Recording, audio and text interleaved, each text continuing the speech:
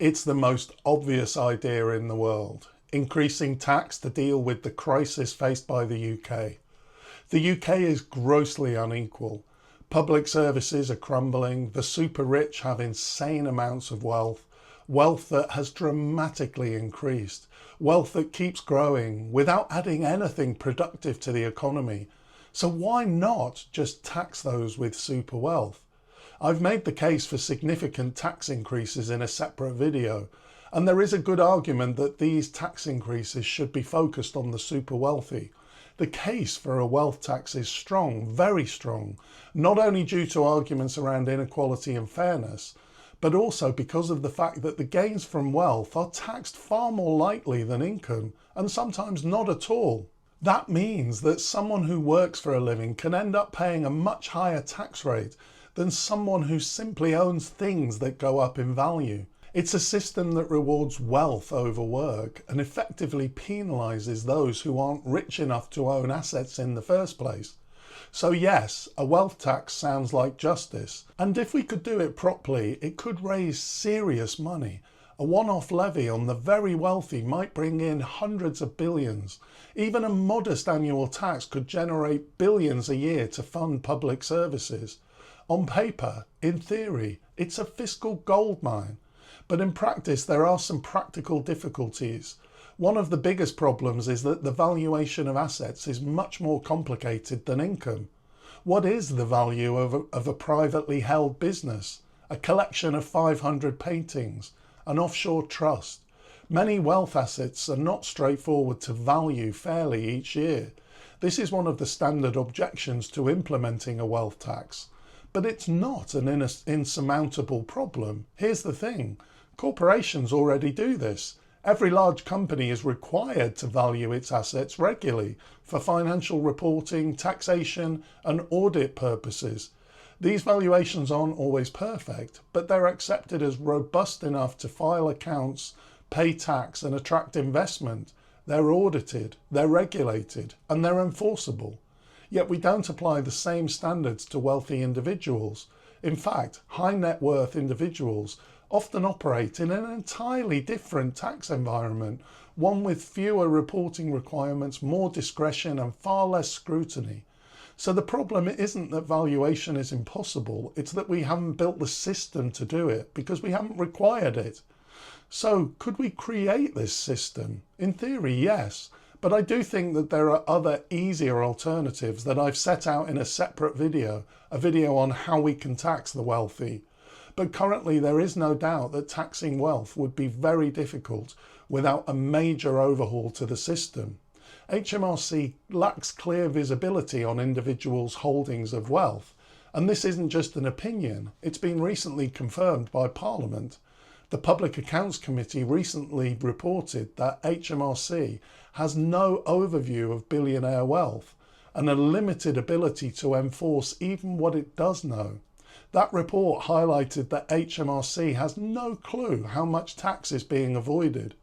I think that the practical issues of implementing a wealth tax are so big around valuation, enforcement and transparency that this is the principal reason why a wealth tax won't work. But let's talk about another argument that you hear all the time. If you tax the rich, they'll just leave the country. Personally, I don't find this a convincing point at all. First, there is mixed evidence on this. There is some evidence that this impact is exaggerated, and it's a tiny minority, perhaps the ultra wealthy, that actually do this. In most cases, I don't think that there are lots of people that would uproot their lives just to reduce their tax bill. Also, not all wealth is mobile. Land and property can't be shifted out of the country. You can't take a Mayfair townhouse or 500 acres of farmland to Dubai. So this limits the impact of millionaires leaving the country.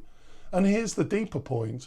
What are we really losing if someone who hoards wealth, avoids tax and contributes little to public life decides to leave? Yes, the financial services industry profits from managing their portfolios, and some of that shows up in GDP. But if you're a family living in poverty, waiting for NHS treatment, or priced out of your local area, what benefit are you actually getting from their presence? Let's be honest, Many of the very wealthy already minimise the tax they pay. They use trusts, holding companies, legal avoidance structures. So even if they stay, they often contribute far less than they could or should. And if someone says, I'll only live in this country if I can keep all my wealth untouched while public services collapse, my view is simple. Let them go. Because if you don't care about the society you live in, about inequality, about basic decency, then maybe you're not the kind of citizen that the UK needs right now. That might sound a bit harsh, but I do think that this threat is overblown. It's trotted out to shut down debate, not to engage with reality. Most wealthy people don't want to leave. They have family, culture, networks, and a deep stake in this country. So let's stop letting this fear dominate the conversation. And just to be clear, this isn't about punishing the wealthy. Far from it. I hope we can engage the rich in this conversation, not as villains, but as citizens, as people with influence, resources, and hopefully a sense of responsibility. There are already many wealthy individuals who believe they should be taxed more. Groups like Patriotic Millionaires are calling for higher taxes on the rich, not out of guilt, but out of commitment to a better society. And I believe many more would get on board if they knew the money would be used well, if we had a credible, ambitious national plan, if they could trust that their contribution would make a real difference. So yes, I reject the fear-mongering about millionaires fleeing. But I also reject the idea that we can't work with wealthy people to fix what's broken, because the truth is we need them, and I believe many of them want to help. Wealth taxes sound perfect on paper, but in practice we don't yet have the transparency, the administrative capacity, or the political courage to make them work.